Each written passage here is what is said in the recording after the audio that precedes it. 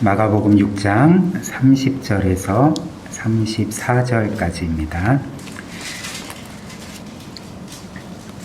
저와 함께 한 절씩 교독하시겠습니다. 제가 먼저 30절을 읽겠습니다. 사도들이 예수께 모여 자기들이 행한 것과 가르친 것을 낱낱이 고하니 이르시되 너희는 따로 한적한 곳에 가서 잠깐 쉬어라 하시니 이는 오고 가는 사람이 많아 음식물 별도 없으리라. 이에 배를 타고 따로 한적한 곳에 갈새 그들이 간 것을 보고 많은 사람이 그들을 모든 곳으로부터 주로 그곳에 들어와 그들보다 먼저 함께 읽겠습니다. 예수께서 나오사 큰 무리를 보시고 그 목자 없는 양 같음으로 인하여 불쌍히 여기사 이에 여러 가지로 가르치시더라. 아멘. 네, 우리가 몇 주 전에 살펴본 말씀을 잠시 기억을 해보면 어느 날 예수님께서 12 제자를 각각 부르시고, 그러니까 함께 이렇게 부르시고 이제 둘씩 짝을 지어 주셔서 그들에게 귀신을 통제하는 제압하는 권세를 주셨습니다. 그리고 나서 예수님께서 이들에게 이렇게 말씀하신 거죠. 가서 복음을 전해라 라고 이제 말씀을 하셔서 이들을 이제 여러 마을로 전도 여행을 보내셨던 것입니다. 그래서 제자들은 이제 여러 마을로 다니면서 이제 회개하라라고 하나님 나라가 가까워왔다라고 전파를 했고 이제 많은 귀신과 또 병자들을 고치어냈던 것이죠. 그리고 그 사이에 예수님은 사람들에게 더 많이 알려지게 됐습니다. 그전에도 예수님께서 전하신 복음과 또 그분이 행하신 치유사역과 축기사역을 통하여서 예수님의 이름이 정말 많은 곳에 거의 대부분의 지역과 많은 사람들에게 알려졌는데 이제 더 나아가 제자들 또한 예수님과 같이 복음을 전하고 놀라운 능력을 행했기 때문에 더 많은 사람들이 예수님에 대해 이제 알게 되었던 것이죠. 그래서 우리가 살펴본 것처럼 헤롯 또한 예수님에 대한 소식을 듣게 되었습니다. 그의 반응이 어떠한 것이었을까요? 두려워했죠. 아, 내가 죽인 세례요한이 다시금 살아난 것이 아니야? 라고 하면서 두려움과 죄책감과 정죄감에 빠졌던 것을 우리가 몇 주 전 말씀을 통해 함께 살펴보았습니다. 그리고 이제 전도 여행을 갔던 제자들이 예수님께 다시금 돌아와서 이제 자신들이 어떤 메시지를 전했고 또 어떤 일을 행했는지를 예수님께 낱낱이 고했던 것이죠. 그리고 그때 예수님께서는 오늘 우리가 본 말씀처럼 얘들아 한적한 곳에 가서 쉬자. 좀 쉬어라 라고 이렇게 말씀을 하시고 이제 원래 계셨던 곳에서 배를 타고 이제 갈릴리 호소를 건너편으로 가고자 하셨던 것이죠. 왜냐하면 오늘 본문 말씀에서 알려주는 것처럼 너무나도 많은 사람들이 끊임없이 예수님과 제자들에게 나와왔기 때문에 예수님과 그 제자들이 식사할 겨를조차 없었기 때문에 그렇습니다. 그러니까 그 정도로 쉴 새 없이 사람들이 예수님께 나와왔던 것이죠. 그래서 어찌됐든 예수님과 제자들은 배를 타고 이제 갈릴리 호수 건너편을 향해 출발하려던 참에 사람들이 이제 예수님이 떠나시는 것을 보게 되었습니다. 그래서 갈릴리 호수 주변에 이제 여러 마을들이 이렇게 위치되어 있지 않겠습니까? 그래서 사람들이 예수님이 강 건너편으로 호수 건너편으로 떠나시는 것을 보고 그 소문이 순식간에 퍼져서 오늘 본문 말씀을 보니까 이제 모든 마을로부터 수많은 사람들이 예수님이 도착할 지점에 먼저 가려고 그렇게 애쓰는 모습들을 이렇게 보게 되지 않습니까? 심지어 본문 말씀에 따르면 사람들이 얼마나 간절했는지 그들이 뛰어갔다라고 기록하고 있거든요. 그러니까 그곳까지 급히 달려가서 예수님보다 먼저 그곳에 도착을 해 있었던 것이죠. 그래서 이런 이유로 예수님이 호수 건너편에 도착했을 때 이미 수많은 사람들이 예수님을 기다리고 있었던 것이고, 그래서 이는 무엇을 의미할까요? 이제 예수님과 제자들의 계획이 산산조각이 난 거죠. 이제 좀 쉬고 싶었는데, 좀 식사도 하고 또 교제도 하고 싶었는데 그 계획이 산산조각이 나니까 사실 제자들의 마음이 어떠했겠습니까? 뭐 성경에 나오진 않았지만 아마 좀 굉장히 힘들어했을 것 같아요. 그래서 저 사람들은 예수님과 우리를 전혀 생각하지 않구나. 우리도 좀 쉬어야 되는데 왜 우리를 배려해주지 않을까. 이렇게 생각하면서 아마 짜증내며 불평했을지도 모르겠습니다. 그런데 이들을 보신 예수님의 반응은 그 제자들의 마음과는 아마 전혀 달랐던 것 같습니다. 오늘 본문 말씀을 보니까 예수님이 그들을 보시자마자 이제 어떤 마음을 품으셨습니까? 이제 그들을 불쌍히 여기셨던 것이죠. 따뜻하게 맞아주셨던 것입니다. 그리고 이 말씀의 헬라어 원문을 보면 예수님이 그들을 보시고 불쌍히 여기셨다라는 이 단어가 이제 그 직역을 하면 그 창자가 움직였다는 의미거든요.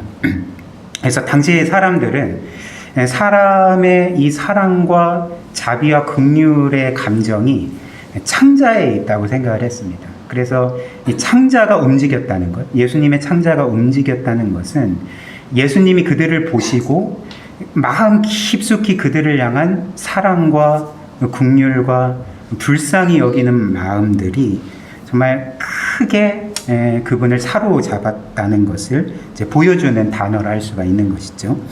예수님은 이들을 향해 왜 이런 감정을 가지셨을까요? 이제 곧바로 말씀하시는 바와 같이 예수님이 이들을 보실 때 마치 목자 없는 양과 같이 보였기 때문에 그랬던 것이죠. 그래서 오늘은 이 말씀을 통해서 우리가 세 가지를 살펴보고자 하는데요. 첫 번째는 우리 모두는 예수님이 없이는 목자 없는 양과 같은 자들이라는 것. 그리고 두 번째는 바로 그 예수님께서 우리의 참된 목자, 완전한 목자이시라는 것. 그리고 세 번째는 그분의 은혜에 반응하여 양인 우리의 의무가 무엇인지, 즉 하나님의 통치에 전적으로 따르는 것, 그것이 이제 양인 우리의 의무라는 것. 이 세 가지로 오늘 본문 말씀을 살펴보도록 하겠습니다. 첫 번째로 성경이 말하는 바는 우리 모두는 하나님이 없이는, 예수님이 없이는 목자 없는 양과 같은 존재들이라는 것입니다. 방금 보았듯이 예수님이 이들을 보셨을 때 불쌍히 여기신 까닭이 이들이 목자 없는 양과 같은 상태였기 때문에 그러시지 않았습니까? 그래서 어떤 이들은 목자 없는 양이면 그냥 야생 상태의 양을 가리키는 거 아니야? 그리고 목자가 없으니까 좀 더 뭐 자유롭고 뭐 자기 하고 싶은 거 다 할 수 있고 뭐 그런 거 아니야? 라고 생각할 수 있지만 그런 상태를 가리키는 표현이 아닌 것이죠. 목자 없는 양의 상태는 우리가 생각하는 것처럼 결코 자유롭거나 평안하거나 자기가 할 수 있는 대로 다 할 수 있는 그런 상태를 가리키는 것이 아닙니다. 오히려 목자 없는 양의 상태는 스스로는 아무것도 할 수 없는 상태, 스스로는 생존할 수 없는 상태, 스스로는 올바른 길을 찾아갈 수 없는 상태, 이런 상태를 이제 목자 없는 양의 상태라 할 수가 있는 것이죠. 즉 양으로서는 굉장히 위험한 상태를 가리키는 표현이라 할 수가 있는 것입니다. 그래서 우리는 이를 알기 위해서 양이라는 동물이 어떤 동물인지를 잠시 알 필요가 있는데요. 일단 결론부터 말하자면 양은 이제 목자 없이, 인도자 없이는 결코 생존할 수 없는 동물이라는 것이죠. 왜냐하면 일단 양은 눈이 굉장히 나쁩니다. 눈이 굉장히 나빠서 이제 스스로 목초지를 찾아가서 이제 꼴을 먹을 수가 없는 것이죠. 그리고 더 나아가서 양은 맹수가 자기를 공격해 올 때 그 맹수로부터 빠르게 도망갈 수 있는 능력도 없고 그 맹수와 맞서 싸울 수 있는 능력은 이제 더더욱 없지 않겠습니까? 그래서 이 양이라는 동물은 야생 상태로는 목자 없이는 결코 스스로 생존할 수 없는 그런 동물이자 가축이라는 것이죠. 그래서 양에게는 목자가 필요한 것이죠. 다른 가축에게는 목자가 필요 없을 수 있겠지만 이 양에게는 목자라는 존재가 절대적으로 필요하다는 것입니다. 그리고 시편 23편을 보면 이제 다윗이 여호와를 나의 목자라고 고백하고 그분이 자기에게 행하신 은혜들을 찬양하지 않습니까? 여기에서도 우리는 이제 목자의 양에 대한 역할을 알 수가 있게 되는 것이죠. 시편 23편을 잠시 생각을 해보면 다윗이 뭐라고 고백할까요? 이제 여호와는 나의 목자시니 내게 부족함이 없는데, 그래서 그분이 나를 어떻게 은혜를 베푸시냐면 나를 이제 푸른 초장과 잔잔한 물가로 인도하신다. 여기서 푸른 초장과 잔잔한 물가는, 푸른 초장은 이제 그들이 꿀을 먹는 곳이고, 그리고 잔잔한 물가는 그들이 물을 마시는 곳이지 않습니까? 즉 목자의 첫 번째 역할은 양을 목초지로 인도해서 그들에게 꿀을 먹이는 것이죠. 밥을 먹이는 것입니다. 그리고 두 번째로 또 이어서 다윗이 어떻게 고백을 하냐면 자기 이름을 위하여 나를 의의 길로, 올바른 길로 인도하신다라고 말하거든요. 즉 양의 두 번째 역할은 양이 길을 잃지 않도록, 위험한 곳에 가지 않도록 올바르고 안전한 곳, 구원의 길로 인도하는 역할을 하는 것이죠. 그리고 세 번째로 또 다윗은 이어서 이렇게 고백하거든요. 내가 사망의 음침한 골짜기로 다닐지라도 해를 두려워하지 않을 것은 주께서 나와 함께 하시고 주의 지팡이와 막대기로 나를 이제 지키신다, 안위하신다, 이렇게 말씀하며 찬양하지 않았습니까? 즉 목자의 세 번째 역할은 이제 양을 지키는 것입니다. 양이 사망의 음침한 골짜기로 다닐지라도, 맹수가 양을 공격할지라도 그의 지팡이와 막대기로 양을 보호하고 지키고 구원하는 역할을 하는 것이죠. 왜 목자가 이런 일들을 하는 것일까요? 그러니까 답은 간단하죠. 양이 스스로 그 모든 일을 행할 수 없기 때문에 그렇죠. 양은 스스로 목초지를 찾아 꿀을 먹을 수도 없고, 그리고 위험한 길이 아닌 올바른 길을 찾아서 나아갈 수도 없고, 또 양은 스스로 자신을 지킬 수도 없는, 정말 목자가 없이는 그 어떤 것도 할 수 없고, 목자가 없이는 단 한순간도 안전하게 살아갈 수 없는 존재가 바로 양이기 때문에 목자가 양 대신 이 모든 일들을 대신 해주는 것이라 할 수가 있는 것이죠. 그래서 양에게는 목자가 절대적으로 필요하다는 것입니다. 근데 우리가 생각을 해보면 예수님께서 그 수많은 인파들을 보시고 이제 불쌍히 여기시며 정말 저들은 목자 없는 양과 같구나라는 그런 아픈 마음을 가지시지 않았습니까? 그런데 만약 그 사람들이 예수님의 이 마음을 알았다면 어떤 반응을 보였을까요? 즉 예수님이 자신들을 목자 없는 양같이 여긴다고 그 사실을 알게 되었다면 아마 어떤 반응을 보였을까요?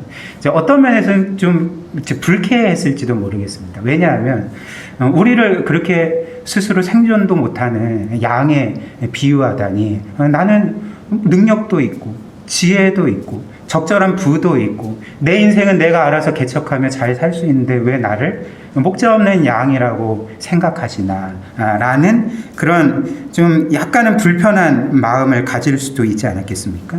그래서 사실 양의 이런 특성을 안다면 누구도 자신을 목자 없는 양이라 부르면 기분 나빠할 거라는 것이죠. 근데 우리도 마찬가지지 않습니까? 너는 너 스스로는 도저히 살 수 없는, 자립할 수 없는 사람이로구나 라고 말하면 누가 좋아하겠습니까? 그러니까 자기를 무시하는 것처럼 여기겠죠.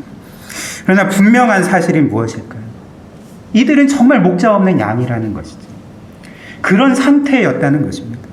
물론 그들 중에서는 우리가 이후에 이제 오병이어 사건을 통해 보겠지만 사실 예수님께서 그곳에 도착했을 때 맞이한 그 수많은 사람들의 수가 아마 그 최소 15,000명 정도 되었을 것입니다. 왜냐하면 예수님이 오병이어의 기적을 통해서 먹이신 사람들의 수가 장정 남자 성인 5,000명이었거든요.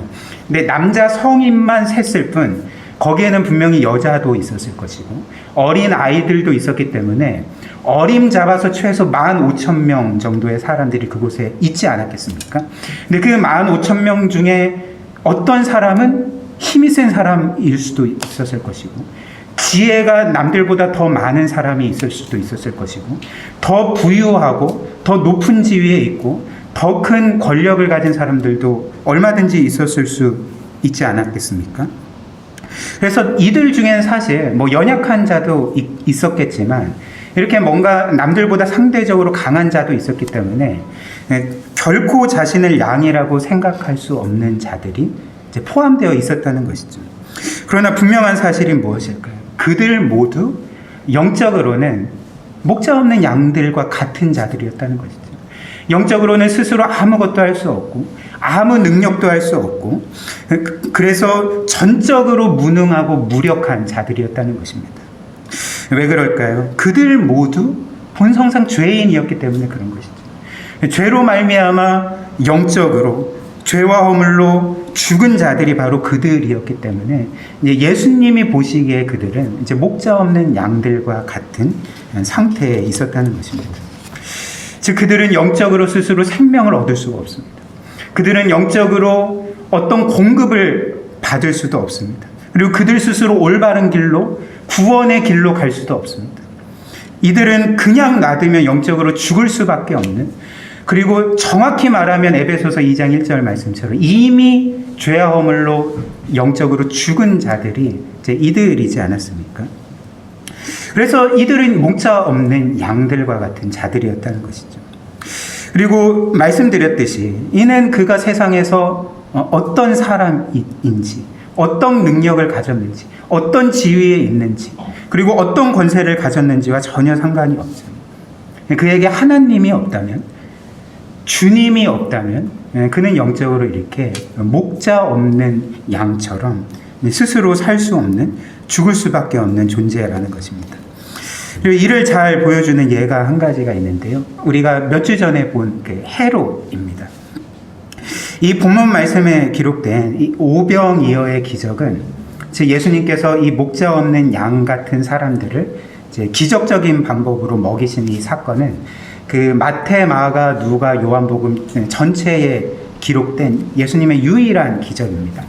그리고 그 중에 마태, 마가, 누가복음은 이 본문 말씀을 이제 그 어떤 사건과 연결시키냐면 우리가 몇 주 전에 본 헤롯의 그 이야기와 연결시키는 것이죠. 즉 헤롯이 자신의 생일날 큰 잔치를 벌이고 그리고 그 의붓딸인 살로메 춤에 그 이제 매혹되어서 그래서 어처구니가 없게 그 딸의 요구대로, 헤로디아의 요구대로 그 세례요한을 죽였던 사건과 이렇게 연결되는 것이죠. 그래서 어떤 주석가들은 이런 배치가 이제 헤롯의 이야기가 나오고 오병이어 사건이 나오는 그 이제 사이에 예수님이 목자 없는 양들을 불쌍히 여기신 사건이 나오는 이 배치를 이제 어떻게 해석을 하냐면 그 헤롯의 궁궐에서 그 벌어진 잔치, 궁궐이라는 것은 사실 모든 게 있는 것이잖아요. 그 모든 곳이 있는 곳에서 이제 탐욕이 가득한 헤롯의 잔치와 그리고 있어야 될 것이 없는 광야에서 예수님이 은혜로 베풀어 주신 그 잔치가 이렇게 비교되고 대조되는 것으로 해석하기도 하는 것이죠. 근데 저는 이 두 이야기가 이어지는 것을 보면서 이런 생각이 문득 들었습니다. 어떤 생각이냐면, 목자 없는 양은 광야에만 있는 것이 아니구나.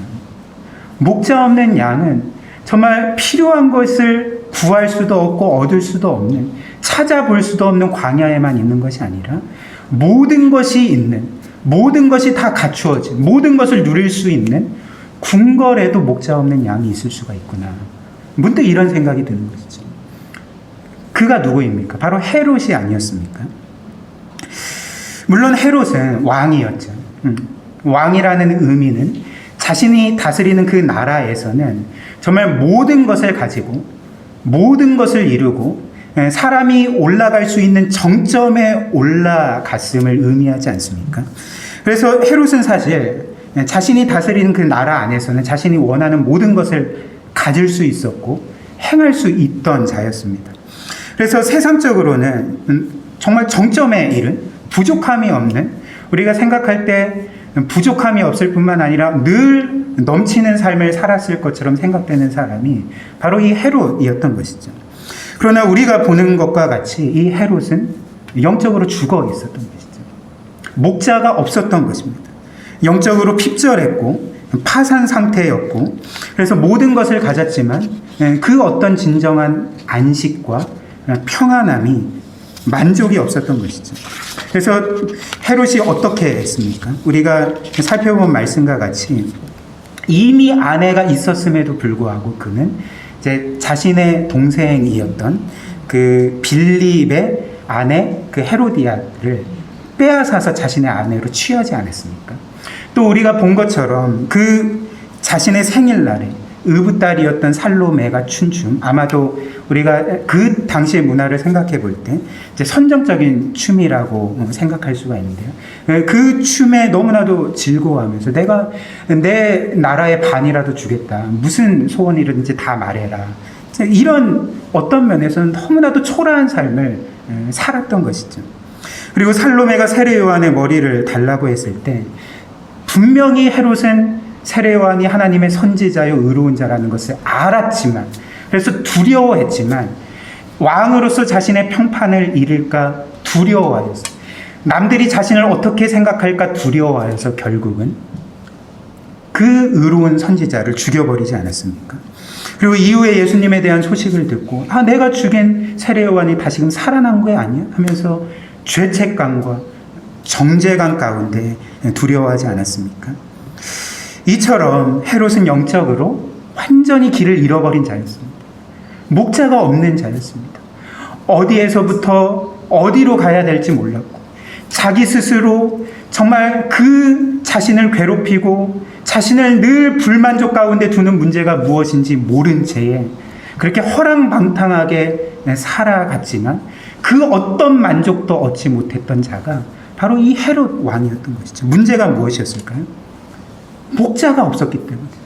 그를 영적으로 진정으로 충족시키고 꼴을 먹이고 정말 의롭고 올바른 진정한 행복의 길로 인도할 목자가 없었기 때문에 그는 목자 없는 양과 같은 이런 비참한 삶을, 너무나도 초라한 삶을 살 수밖에 없었던 것입니다.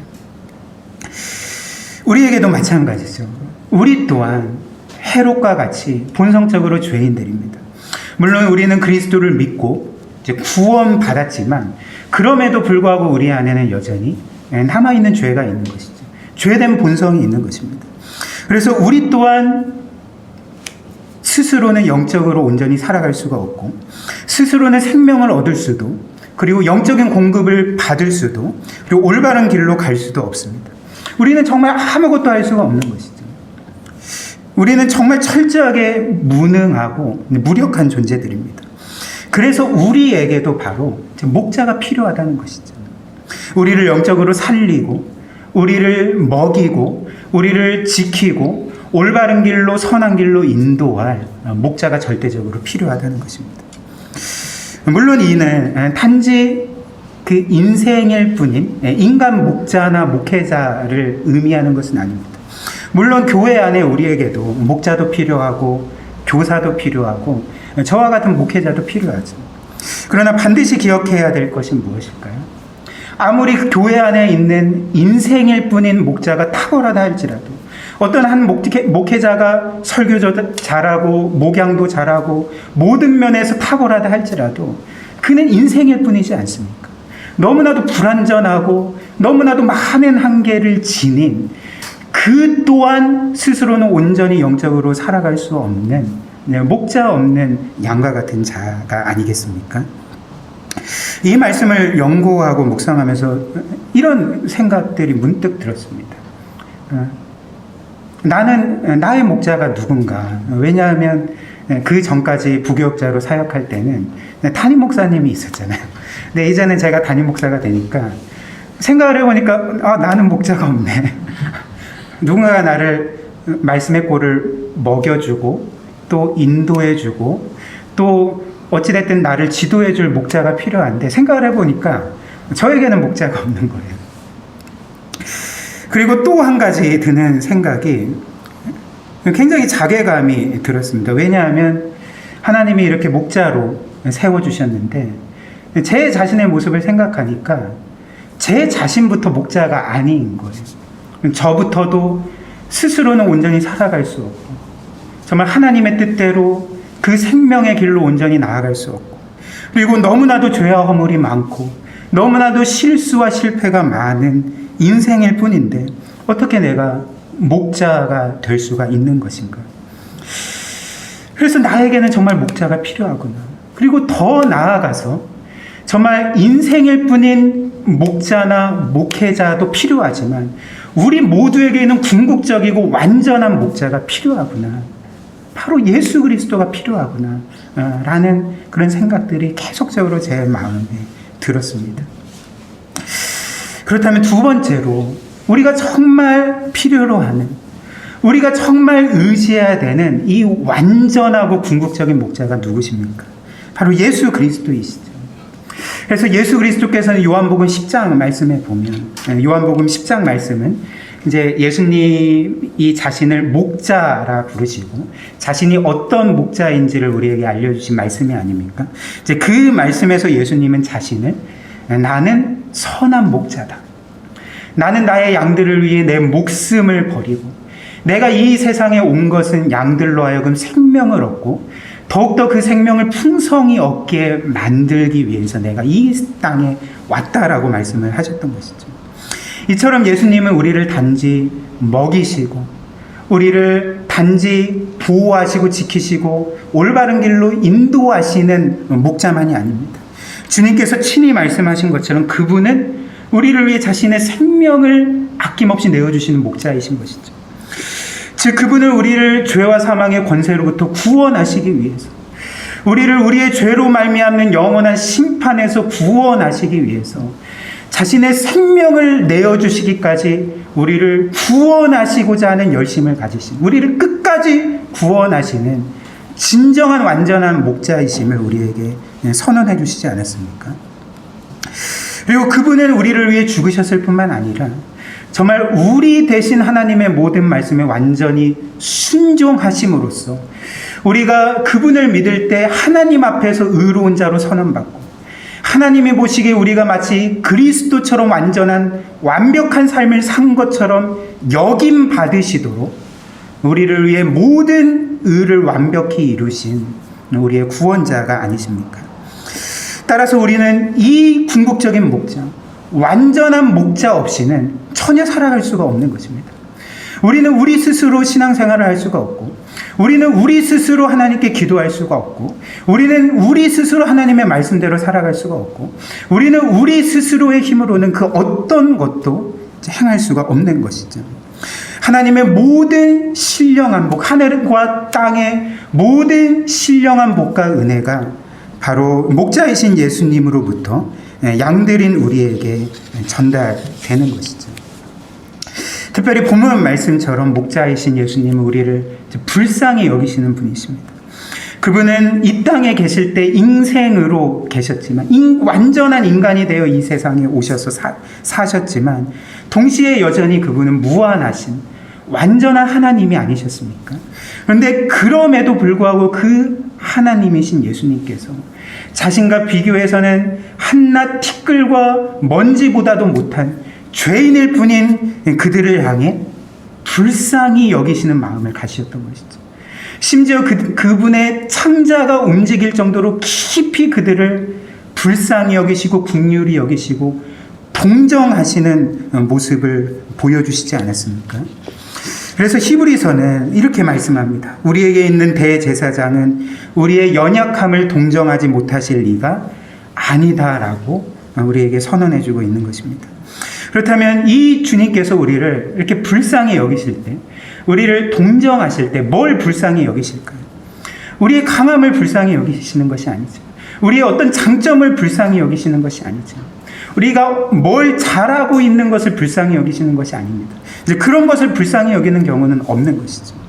주님께서 우리를 불쌍히 여기실 때는 우리의 연약함을 불쌍히 여기시는 것 아닙니까? 그리고 주님께서 우리의 연약함을 불쌍하실 때 그 연약함은 이 땅에서의 우리의 육적인 연약함, 우리의 가난이나 우리의 질병이나 혹은 우리의 장애나 그런 것들을 불쌍히 여기시는 것도 있지만 주님이 1차적으로 우리를 보시며 불쌍히 여기시는 것은 우리의 영적인 불쌍함인 것이죠. 연약함인 것이죠. 그것을 불쌍히 여기는 것이죠. 그리고 우리의 영적인 연약함, 가장 큰 연약함이 무엇이겠습니까? 결국 우리의 죄와 죄된 본성과 그로 말미암는 비참함이 우리의 가장 큰 연약함이 아니겠습니까? 우리는 보통 우리가 죄를 지을 때에 주님께서 마치 우리의 죄로 인해서 우리를 불쾌하게 여기시고 우리를 언짢아 하시고 우리 안에 있는 죄 때문에 우리를 거부하실 것처럼 생각할 때가 있는 것 같습니다. 그러나 그렇지 않죠. 주님께서 오늘 우리에게 주신 말씀에서 보여주신 것처럼 주님은 자신을 맞이한 그 수많은 무리들, 육적으로 연약할 뿐만 아니라 영적인 연약함인 죄와 죄된 본성을 가진 그 비참함을 안고 살아가는 그 자들을 보시면서 언짢아 하시거나 불쾌해 하시거나 그들을 거부하시지 않고 어떻게 하셨을까요? 그 모든 죄악을 아심에도 불구하고 그들을 불쌍히 여기셨던 것이죠. 동정하셨던 것이죠. 그리고 그들을 구원해 주시기를 바라셨던 것 아닙니까?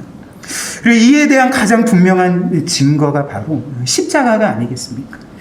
그분이 우리의 죄로 인해서 우리를 그렇게 불쾌해 하셨다면, 우리를 언짢아 하셨다면, 우리를 거부하셨다면, 멀리 하시기를 원하셨다면 우리 안에 있는 죄를 그분이 대신 담당하실 수가 있으셨겠습니까? 그리고 그 죄의 문제를 해결하시기에 그분이 친히 우리 대신 죽임을 당하실 수가 있으셨겠습니까? 우리의 이런 영적인 죄라는 이 연약함과 비참함을 너무나도 불쌍히 여기셨기 때문에 그분은 친히 우리의 죄짐을 짊어지실 수 있으셨고 우리 대신 죽임을 당하실 수 있으셨고 그 죽으심과 부활로 우리를 그 죄와 사망의 권세로부터 구원하실 수가 있으셨던 것이죠. 따라서 이에 대해서 그 청교도였던 토마스 굿인이 다음과 같이 말했습니다.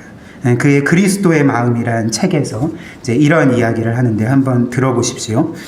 우리가 사랑하는 사람이 비참한 가운데 있을 때 우리는 그를 불쌍히 여깁니다.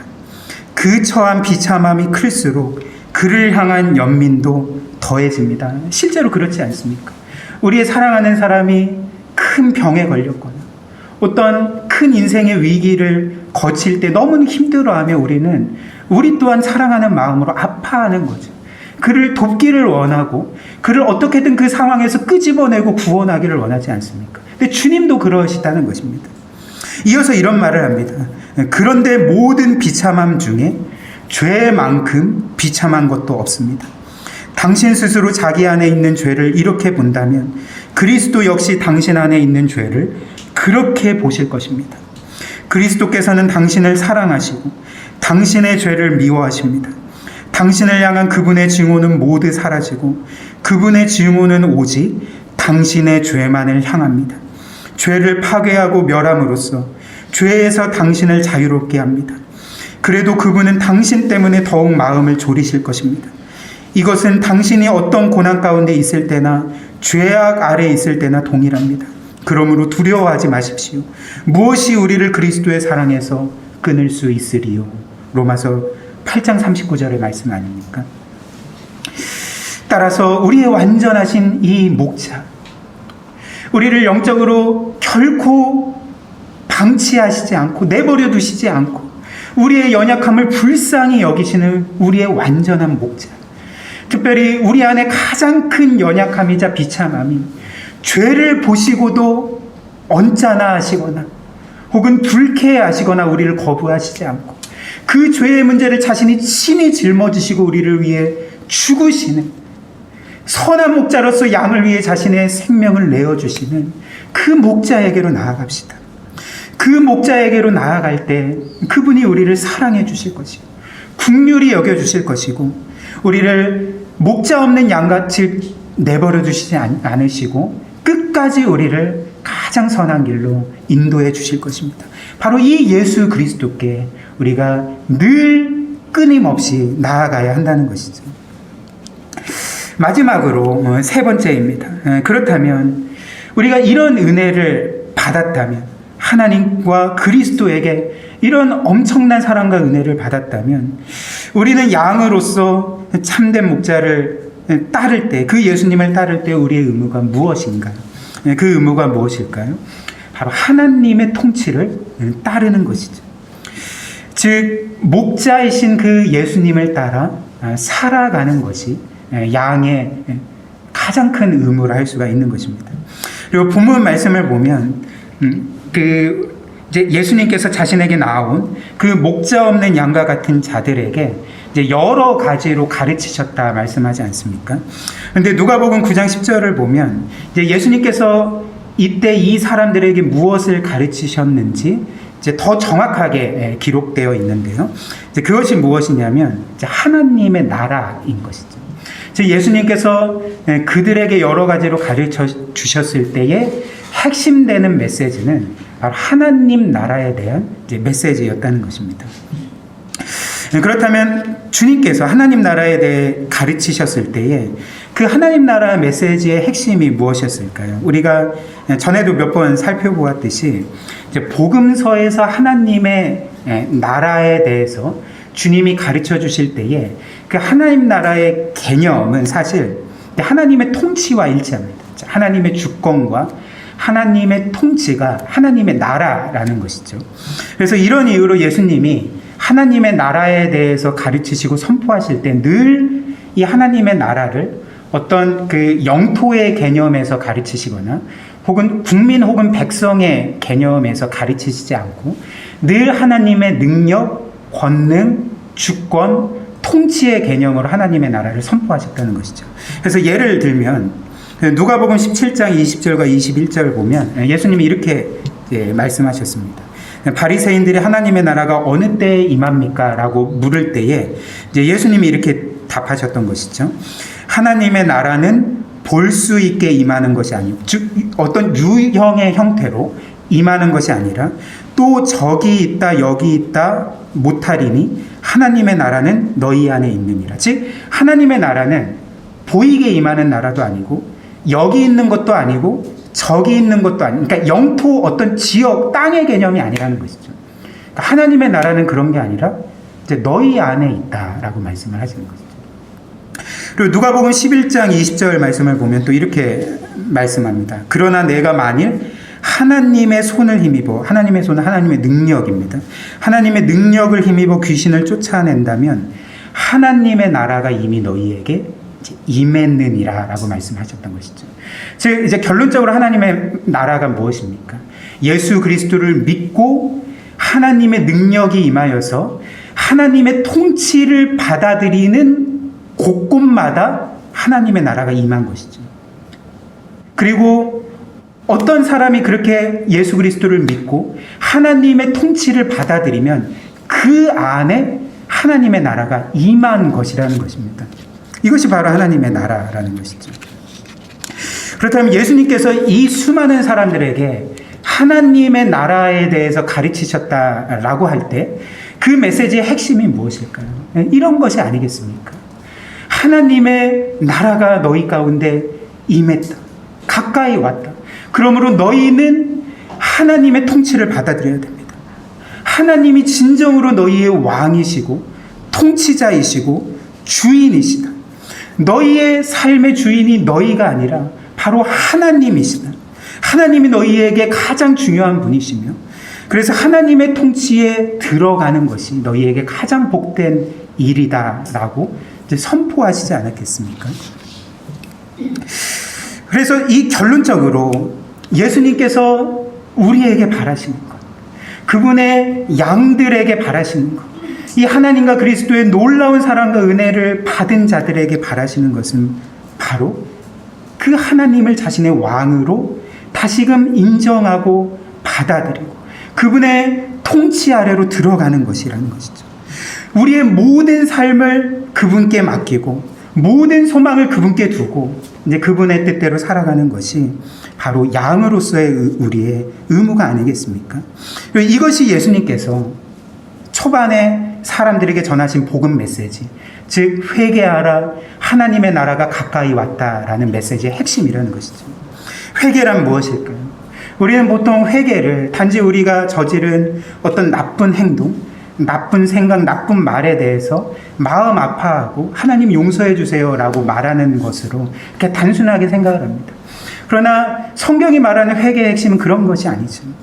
성경이 말하는 회개의 핵심은 바로 그리스도께서 우리를 위해 이루신 그 완전한 구원을 믿고 의지함으로써 과거에 내가 내 삶의 주인인 것처럼 살았던 그 모든 것에서 돌이켜서 하나님의 통치를 받아들이는 것, 하나님께로 돌이키는 것, 하나님 중심의 삶으로 돌아가는 것이 바로 회개라는 것입니다. 즉 그리스도를 통해 우리를 구원해 주신 그 하나님의 사랑과 은혜에 감사함으로써 이제는 우리가 지금까지 붙들고 있었던 우리의 삶의 주도권을, 우리의 삶을 내가 통치했는데 이제는 그 주도권을 하나님께 드리고 나를 통치해 주소서, 내가 주님의 통치에 따르겠습니다 라고 고백하는 것이 회개라는 것입니다. 이에 대해서 우리 여러분은 어떠하십니까? 하나님께서 베풀어 주신 이 구원의 은혜에 감사함으로써 우리의 삶의 주도권을 그분께 전적으로 드렸습니까? 혹은 우리가 과거에는 우리 삶의 주인이 나였고 나의 삶을 통치하는 것이 나였는데 그리스도를 믿고 그분의 사랑과 은혜에 감사함으로써 그분의 통치 아래로 들어가셨습니까? 그래서 그분을 나의 진정한 왕으로, 나의 주님으로, 나의 인도자로, 나의 목자로 영접하고 그분을 따르고 계십니까? 그리고 그 하나님을 나의 가장 중요한 분으로, 나의 삶의 최고의 복으로 받아들이고 따르고 계십니까? 여기에서 중요한 사실, 우리가 주의해야 될 것은, 제가 지금 우리 성도님들에게 드리는 이 질문은 단지 당신은 교회에 다니고 계십니까? 라는 것을 물어보는 것도 아니고, 당신은 신앙생활을 하고 계십니까? 라고 물어보는 것도 아닙니다. 왜냐하면 우리가 교회에 다니고 있어도, 우리가 신앙생활을 하고 있어도 여전히 우리의 삶의 주도권이 하나님이 아닌 우리에게 있을 수 있다는 것입니다. 여전히 우리의 삶을 다스리고 통치하는 왕이 하나님이 아니라 내 자신일 수 있기 때문에 그런 것이죠. 즉 교회를 다녀도 신앙생활을 해도 나는 여전히 목자 없는 양과 같이 살 수 있기 때문에 이 질문은 그런 것을 물어보는 질문이 아니라는 것이죠.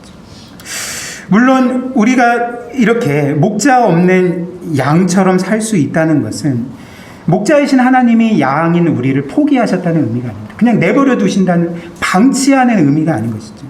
오히려 우리에게 완전한 목자가 있으심에도 불구하고, 우리를 구원하시고 우리를 완전히 대속하신 목자가 계심에도 불구하고 우리가 그분의 통치를 거부하는 한, 우리가 그분의 길을 따르기를 거부하는 한 우리는 여전히 목자 없는 양과 같은 상태에 있을 수밖에 없고, 우리는 여전히 영적으로 굶주릴 수밖에 없고, 우리는 여전히 영적으로 길을 잃은 채 헤매일 수밖에 없다는 것이죠.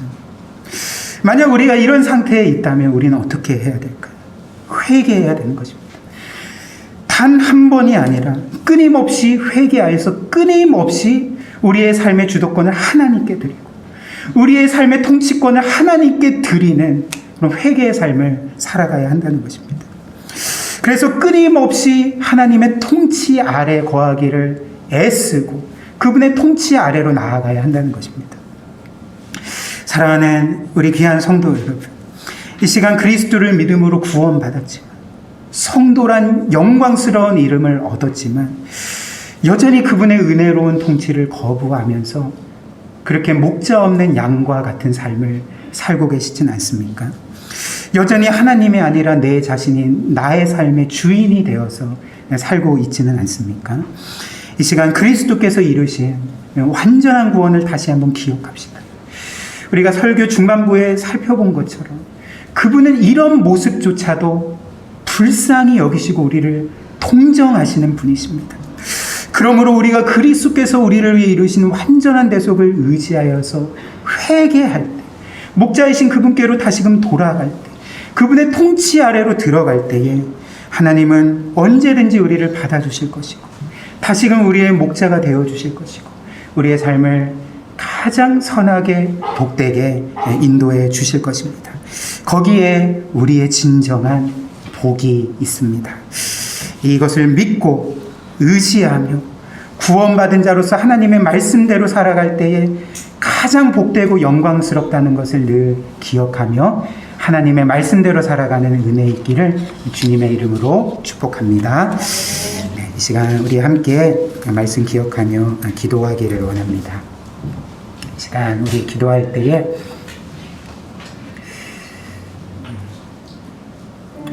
먼저 하나님께서 그리스도께서 우리에게 베풀어 주신 은혜에 대해 다시 한번 생각하고 기억하였으면 좋겠습니다.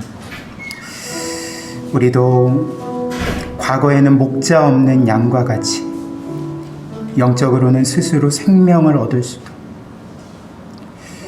영적인 꿀을 먹을 수도, 올바른 길로 나아갈 수도, 정말 스스로 생존할 수도 없는 자들이었지만, 죽을 수밖에 없는 자들이었지만, 주님께서는 목자를 거부한 채 멀리 떠난 길을 잃어버린 양 같은 우리를 찾으시고 구원하시려 이 세상에 오셨습니다. 그리고 결국 우리를 구원하셔서 다시금 자신의 양으로 하나님의 자녀로 삼으셨습니다. 하나님께서 우리에게 이런 은혜 베풀어 주셨는데, 그리스도께서 우리에게 이런 사랑을 베풀어 주셨는데, 이제 우리가 그분의 뜻대로 우리의 목자이신 그 그리스도의 인도함을 따라 살아야 되지 않겠습니까? 그리스도를 믿고 구원은 받았지만, 교회는 다니고 예배는 드리고 신앙생활을 하지만 우리의 삶이 공고한 이유가 무엇이겠습니까? 우리의 삶이 마치 길을 잃어버린 것과 같이 느껴지고 진정한 만족이 없고 평안함이 없는 이유가 무엇이겠습니까? 여전히 우리가 목자가 계심에도 불구하고 목자 없는 양같이 살아가는 것, 그것 때문이 아니겠습니까? 이 시간 다시 한번 회개하기를 원합니다.